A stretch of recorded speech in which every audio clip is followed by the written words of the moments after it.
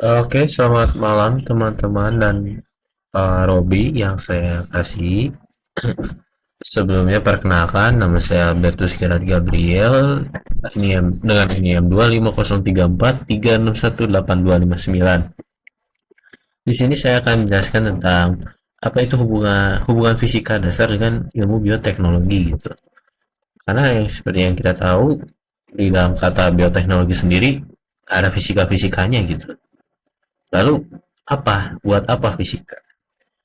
Nah, sebelum saya itu, kita lihat dulu table kontennya. Jadi, nanti saya akan membahas dengan hubungannya dengan bioteknologi dengan fisika, hubungannya dengan suhu. Nah, dalam fisika tuh udah makanan sehari-hari ya, suhu seperti panas, dingin. Nah, buat bioteknologi itu gunanya apa?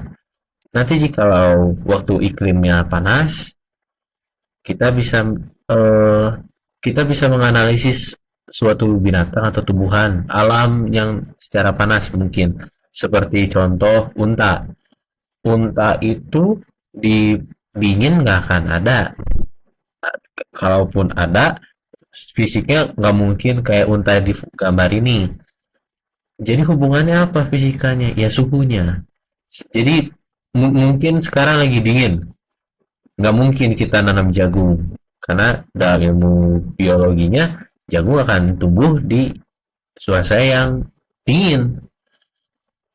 Lalu untuk suasana yang dingin juga kita bisa menganalisis beberapa enzim-enzim tumbuhan atau hewan yang dihasilkan secara alamiah. Seperti contoh rubah. Rubah mengapa di musim sana-sana tuh bulunya putih-putih. Sedangkan di taiga kayak gitu oren. Karena dalam suasana dingin, rubah itu menghasilkan beberapa pigmen yang membuat bulunya putih. Itu dapat kita analisis secara bioteknologi. Mungkin akan ada teknologi untuk merubah kulit, misal jika hitam jadi putih, kan nggak ada yang tahu. Hubungan dengan tekanan. Nah, eh, bunga Edelweiss itu tumbuhnya pasti di yang tekanannya tinggi, kayak di gunung. Nggak mungkin di taman UM tiba-tiba ada bunga Edelweiss. Kalau ada berarti UM berarti tiba-tiba jadi gunung. Kita bisa menganalisis gitu. Kenapa bunga itu tumbuhnya di tekanan tinggi, di tekanan rendah kenapa nggak bisa? Meski kalaupun bisa, bedanya di mana gitu. Kambing. Kambing itu ada kambing gunung, ada kambing yang biasa kita temui. Berbeda. Kambing yang bisa kita temui bulunya sedikit, pasti ada cuman dikit, pendek-pendek. Terus taring, bukan taring, apa, hornnya tuh tidak akan sepanjang dengan kambing gunung. Kambing gunung bulunya banyak, daging ototnya lebih kuat, kakinya lebih kuat lagi.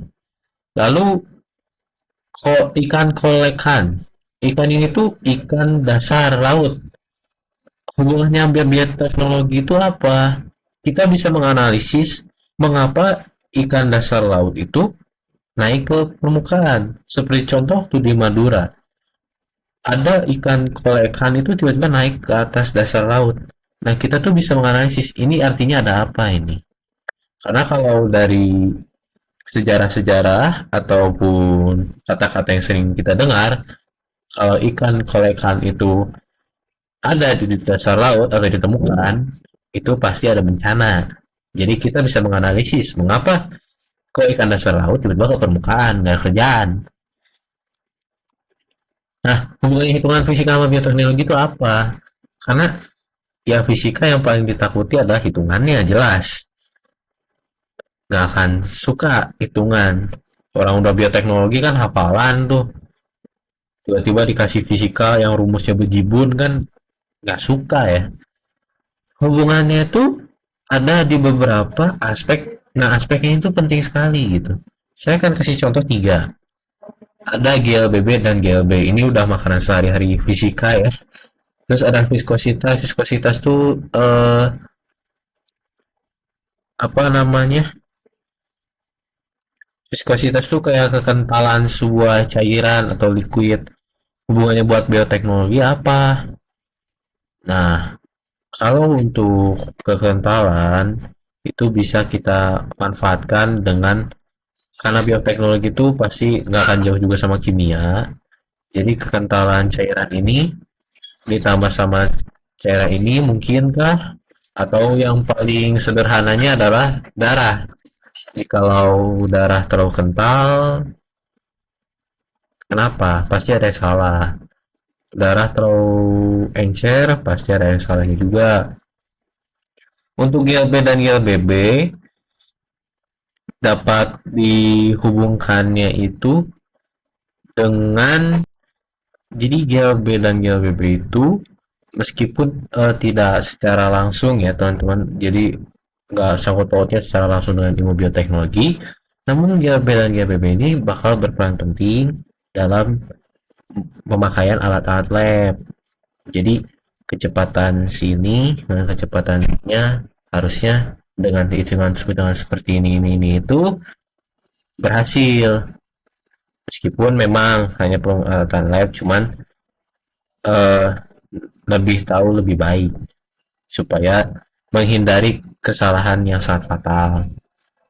Lalu kita masuk ke tekanan. Tekanan ini udah jelas sekali untuk lab juga, karena di bioteknologi itu bakal ada banyak alat-alat lab yang menggunakan tekanan, bisa tekanan Pascal untuk fluida, di mana tekanan ini ditekan ini seperti itu, dengan lalu kayak apa, penyemprot penyemprot kayak gitu kan, tekanan air gimana, hubungannya nanti untuk tumbuhan apa gimana, rusak atau tidak gitu, meskipun tidak secara langsung tapi pasti dipakai. Ya, sekian dari saya. Mungkin masih banyak kekurangan dan kesalahan kata. Akhir kata saya terima kasih dan pamit undur diri. Terima kasih.